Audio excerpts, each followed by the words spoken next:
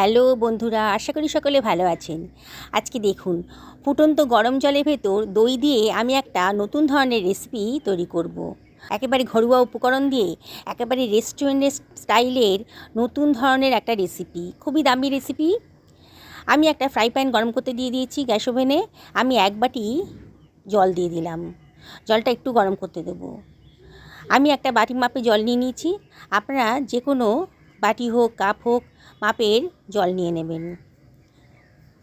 দেখুন, জলটা একটু ফুটে উঠেছে যখন, তখন আমি যে বাটি মাপে জল নিয়েছিলাম সেই বাটি মাপেরই 1 বাটি দই আমি দিয়ে দিচ্ছি। দিয়ে আমি এবার দইটাকে জলের সঙ্গে ভালো করে মিশিয়ে নেব। বন্ধুরা, রেসিপিটা বানানো একেবারেই সোজা, কিন্তু এর স্বাদ কিন্তু একেবারে মুখে লেগে থাকার মতন। এটা দোকান থেকে কিনতে গেলে আপনাদের অনেক টাকা খরচ পড়ে যাবে, আর বাড়িতে সাধারণ ঘরোয়া উপকরণ দিয়েই আপনারা এই রেসিপিটা বানিয়ে ফেলতে পারবেন। আমি দইটাকে খুব ভালো করে জলের সাথে মিশিয়ে নিচ্ছি। অনবরত নাড়তে হবে, নেড়ে নেড়ে একেবারে ভালো করে জলের সাথে মিশিয়ে নিতে হবে, যাতে দইয়ের ভেতর কোনো লাম্পস না থাকে। দেখুন, দেখেই মনে হচ্ছে দইটা জলের সাথে ভালো করে মিশে গেছে। যে বাটি মাপের জল আর দই নিয়েছিলাম সেই বাটি মাপেরই আমি ময়দা নিয়ে নিচ্ছি। 2 বাটি ময়দা নিয়ে নিলাম। তার 1 বাটি জল, 1 বাটি দই আর 2 বাটি ময়দা। এবার আমি সব কিছু ভালো করে মিশিয়ে নিচ্ছি। গ্যাসের ফ্লেমটা এই সময় মিডিয়াম টু লোতে রেখেছি। রেখে সব কিছু ভালো করে মিশিয়ে নেব। বন্ধুরা, রেসিপিটা বললাম না, একেবারেই সোজা। বিগিনার্সরাও একবার দেখলে পারে এই দারুণ স্বাদের রেসিপিটা তৈরি করে ফেলতে পারবেন। আমি আজকে যে রেসিপিটা বানাবো সেটা আপনারা যদি কোনো ট্রেনে ট্রাভেল করতে যান তাহলে কিন্তু এটা বানিয়ে নিয়ে যেতে পারেন। এটা 2-3 দিন খুব ভালোভাবে থাকবে, নষ্ট হবে না আর কি। আমরা যখন ট্রেনে বাসে ট্রাভেল করতে যাই দূরে কোথাও, তখন আমাদের খুব চিন্তা হয় খাবার নিয়ে, কী খাবার নিয়ে যাবো সেটা পচে না যায়। কিন্তু আপনারা যদি এটা বানিয়ে নিয়ে যান তাহলে কিন্তু কোনো অসুবিধাই নেই। দেখুন, আমি কিন্তু খুব ভালো করে এটা মিশিয়ে নিয়েছি। ভালো করে মেশানো হয়ে গেছে। এবার গ্যাসের ফ্লেমটা অফ করে আমি একটা পাত্রের ভেতর এটা দিয়ে দিচ্ছি। খুব গরম আছে। আমি একটা স্প্যাচুলার সাহায্যে আমি এটাকে দিয়ে দিচ্ছি, একটা পাত্রের ভেতর রেখে দিচ্ছি। এটা বানাতে মিনিট 10-এর বেশি টাইম লাগবে না।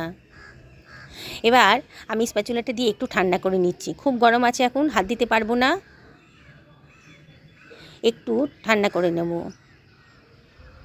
দেখুন, এবার অনেকটা ঠান্ডা হয়ে গেছে, এই হাত দিয়ে ধরতে পারছি এরকম। খুব বেশি ঠান্ডা করা যাবে না, একটু গরম অবস্থাতেই কিন্তু করতে হবে। এবার আমি এর ভেতর একটু দিয়ে দিচ্ছি 1 টেবিল চামচ লবণ। আমি লবণটা দিতে ভুলে গেছিলাম, যখন জলটা গরম হচ্ছিল সেই সময় কিন্তু আপনারা লবণটা দিয়ে দেবেন। আমি একেবারে ভুলে গেছিলাম, সেই জন্য পরে লবণটা দিয়ে দিলাম। এতে কোনো অসুবিধা নেই, স্বাদের হেরফের কিছু হবে না। খুব ভালো করে মিশিয়ে নিতে হবে। এবার আমি এই গরম অবস্থাতেই, গরম মানে যখন হাতে ধরতে পারছি এইরকম গরম অবস্থাতেই আমি কিন্তু ভালো করে মেখে নিচ্ছি। খুব ভালো করে ঠেসে ঠেসে মেখে নিতে হবে। যত ভালো করে মাখবেন ততই কিন্তু স্বাদ হবে। আমার বাটিতে অসুবিধা হচ্ছিলো, আমার থালাতে অসুবিধা হচ্ছিলো মাখতে। আমি কিচেন টপের ওপরেই ভালো করে ঠেসে ঠেসে মেখে নেব। দেখুন, আমি কিচেন টপের মতো নিয়ে এসেছি ডোটাকে। খুব ভালো করে মাখতে হবে, কোনো অসুবিধাই নেই। বানানোটা একেবারেই সোজা। বললাম না, বিগিনার্সরাও একবার দেখলে পারে এটা বানিয়ে ফেলতে পারবেন। আর আপনারা যদি এটা একবার বানিয়ে খান তাহলে যতবারই বানাবেন ততবারই মনে হবে আবার আবার বানাই, আবার বানিয়ে খাই এরকম। দেখুন, আমি ডোটাকে একটু লম্বা শেপের করে নিলাম। খুব ভালো করে ঠেসে ঠেসে মেখে নিয়েছি। দেখেই মনে হচ্ছে স্মুথ একটা ডো তৈরি হয়ে গেছে। এবার লম্বা শেপ করে আমি ছুরি দিয়ে কেটে নিচ্ছি, পিস পিস করে কেটে নিচ্ছি।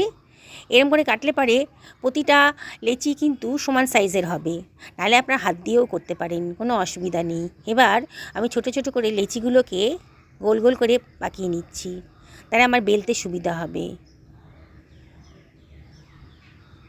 দেখুন, সবগুলোকে আমি একটা পাত্রের ভেতর নিয়ে নিলাম। এবার কিচেন টপের ওপরই অল্প অল্প ময়দা দিয়ে আমি বেলে নেব।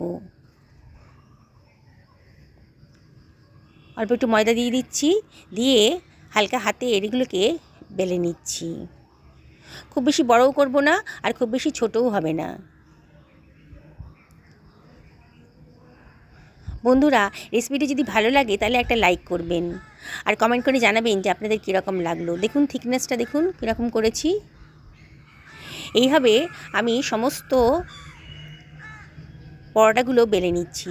রুটি হোক পরোটা হোক, একটা থালার ভেতর একটুখানি ময়দা ছড়িয়ে দিলাম, দিয়ে আমি রুটিগুলো এইভাবে রেখে দেবো, তাহলে একটার সঙ্গে একটা লাগবে না। বাকি রুটিগুলো আমি একইভাবে বেলে নিচ্ছি। একবার খেয়ে স্বাদটা দেখুন, বললাম না একবার যদি বানিয়ে খান তাহলে কিন্তু আর অন্য কোনো পরোটার স্বাদ আপনাদের ভালো লাগবে না, বারে বারে এইটাই বানাবেন। আবারও অল্প অল্প ময়দা দিয়ে আমি এগুলোকে বেলে নিচ্ছি।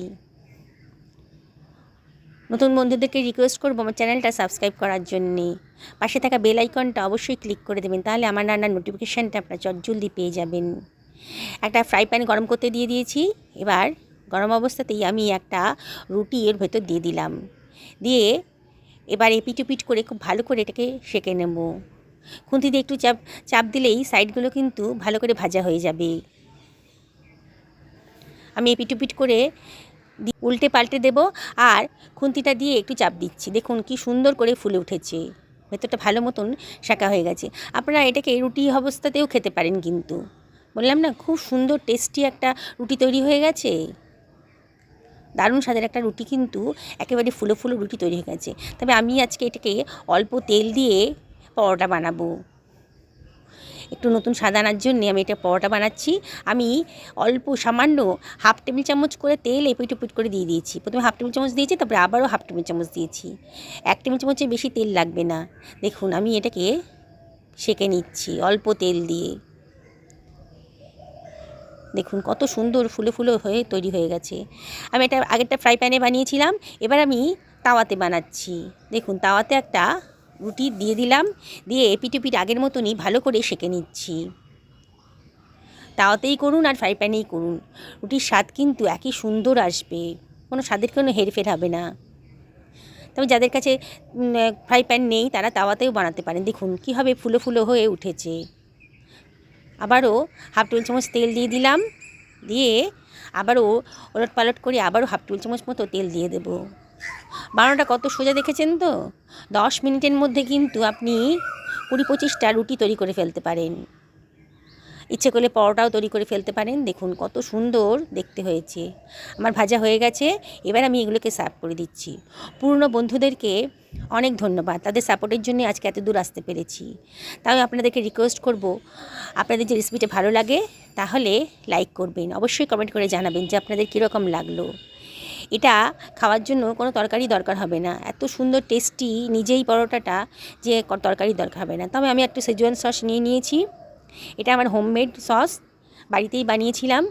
আমি দেখাচ্ছি আপনাদের যে পরোটাটা কতটা নরম তুলতুলে হয়েছে। দেখুন একটা মুঠোর মধ্যেই ঢুকে গেছে, দেখেই মনে হচ্ছে না যে কতটা নরম তুলতুলে হয়েছে।